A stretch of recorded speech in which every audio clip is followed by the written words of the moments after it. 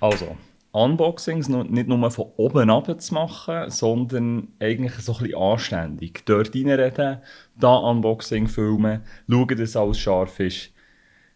Das ist anstrengend.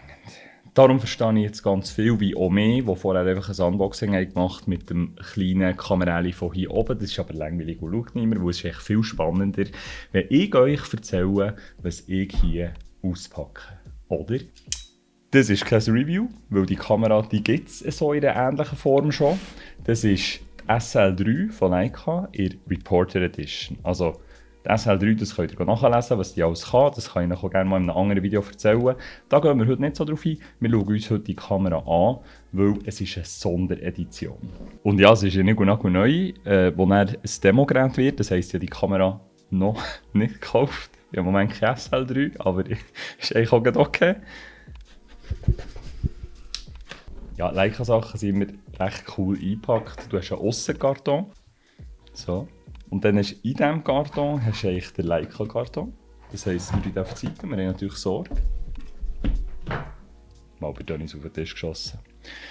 Und jetzt haben wir echt einen schönen Innenkarton und ich hoffe jetzt, dass man das in der Top-Down-Kamera schön sieht.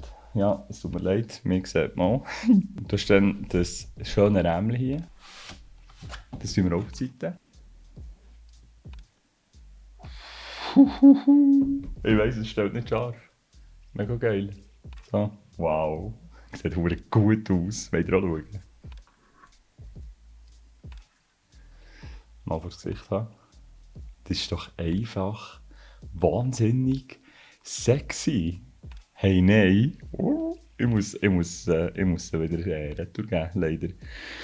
Also das ist Kurzfassung. Die Leica SL3 ist die Systemkamera, die am ehesten eigentlich Ähnlichkeit hat mit anderen Systemkameras. Früher Spiegelreflexkameras, also der typische Griff, hier Wölbung, Grösse, Vollformatsensor und so weiter. Natürlich mit dem ganzen Leica dazu. Thema, das man Leica cool findet.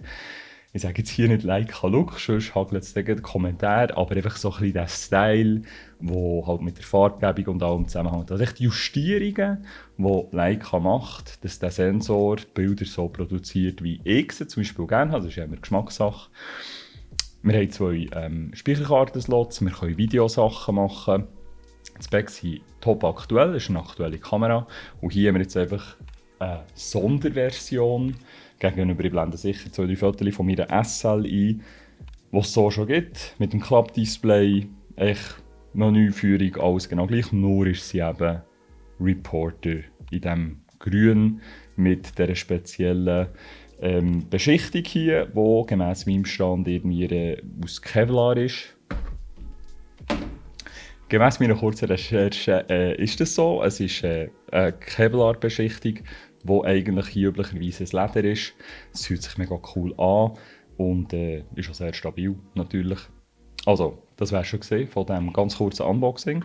Wenn ihr mehr über die Kamera wissen wollt, lasst mich wissen, dann erzähle ich gerne mehr. Ich tue jetzt ein bisschen mit ihr Fotos und zeige euch, was man mit dieser Cools machen kann. Für das habe ich das 90 mm, das ich hier drauf tue und jetzt heute am Nachmittag ein bisschen brauchen. Darum, bis zum nächsten Mal.